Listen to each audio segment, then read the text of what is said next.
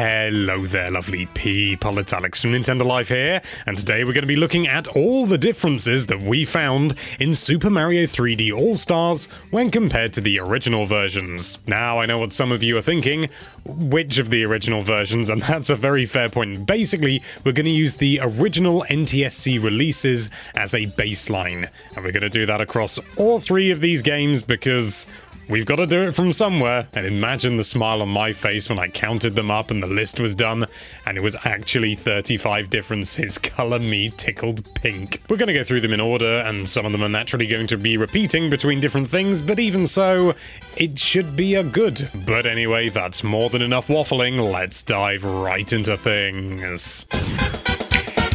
Starting with Super Mario 64, and a lot of the major differences are because this is not based on the original NTSC release of Super Mario 64. Rather, it's based on a revised edition that was released in Japan after the original Japanese release, and this is generally referred to as the Shindao edition, or Shindo, I don't know. So let's get those differences out of the way. First of all, there is now rumble support, which there was not in the original Super Mario 64, which I always forget. Also missing is the infinite backwards long jump glitch, which means that a lot of the skips and exploits do not work in this version of the game, which to me is a bit of a shame, but it's not the end of the world. Also, some of Mario's voice clips, and only some of them, not all of them, are slightly higher in pitch. Example.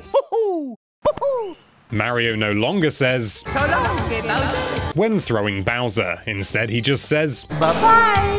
And this is because Bowser isn't called Bowser in Japan, he's called Koopa.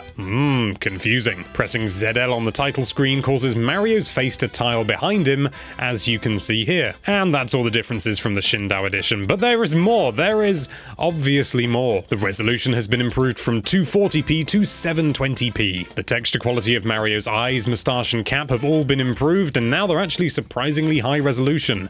Certainly for an N64 game, you wouldn't have got anything like this back in the day. There are also text differences referring to controls, because you know, you have ZL now instead of just Z, and that includes the start menu, which says press plus instead of press start, because there ain't a start button anymore. Text is generally higher in resolution as well, as indeed are the icons used in the game's HUD, and similar, they've all been bumped up. I don't know whether they've been recreated or whether they've just used some clever fancy AI.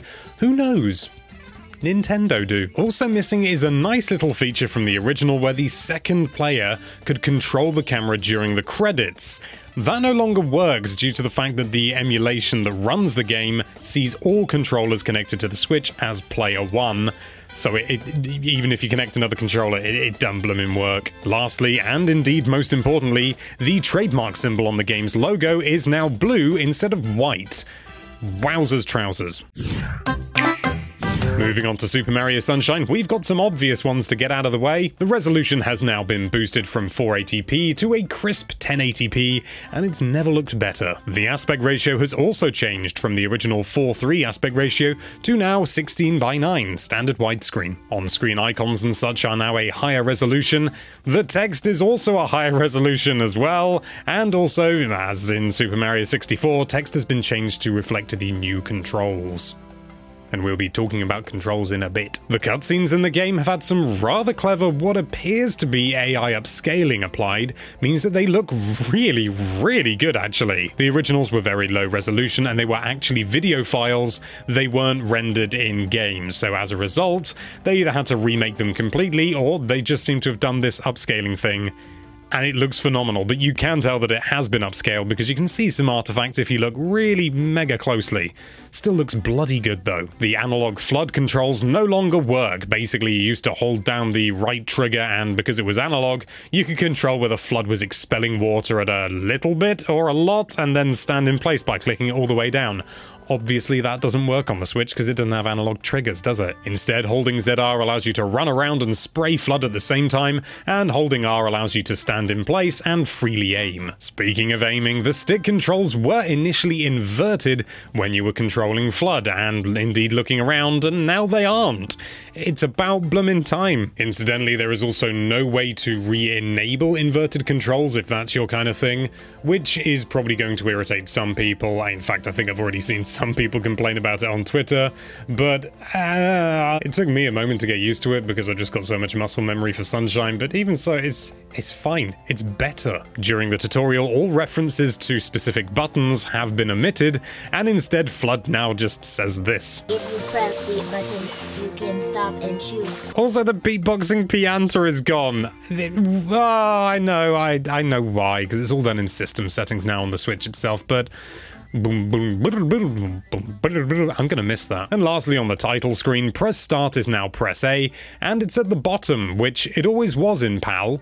For some reason, it was 2 little ears in the NTSC version. I didn't know that. It looks stupid there. This is better. Zooming into Super Mario Galaxy, let's get the obvious ones out of the way. The resolution has been boosted from 480p to 1080p. On-screen icons are now a higher resolution, and text is also a higher resolution. And text has been changed to reflect the new controls. Those are the boring ones, but they're still changes. The Wii Remote icon that was used before has now been replaced with a Joy-Con, because you can't use a Wii Remote on it, mate. Similarly, the Joy-Con and Pro Controller are now used as a Wii Remote replacement, and as such are now recenters the cursor because there's no bloomin' sensor bar anymore. If that confuses you, don't worry, when you pick up the game, it's really straightforward. Like, it's really straightforward. You can now forego the whole waggle nonsense, although you can still do that if you like with a Joy-Con or a Pro Controller. In order to perform Mario's spin and use the jump stars and everything, you can just press Y instead, which is beautiful. If you're not in docked mode, you can use the touchscreen to collect star bits and the like just by swiping over it with your finger, and all that good stuff. It's a bit awkward, but it's there. The sounds that would originally have come through your Wii Remote speaker, remember that? They now come through the TV or the Switch's speaker, just like everything else, but they are still there.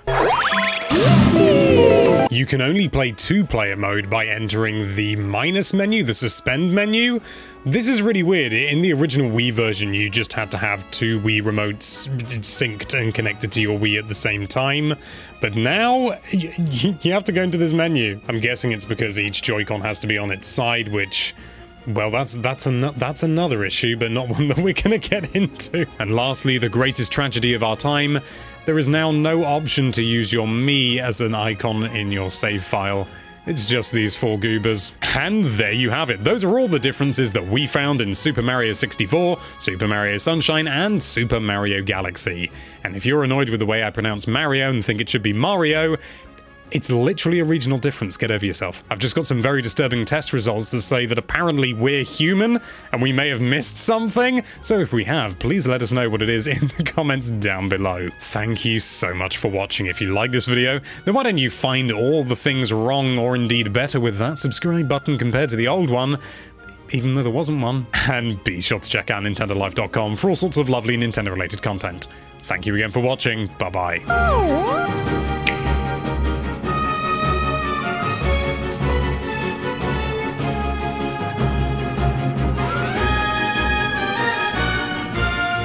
Also, the pachinko level is now considered a war crime in international law.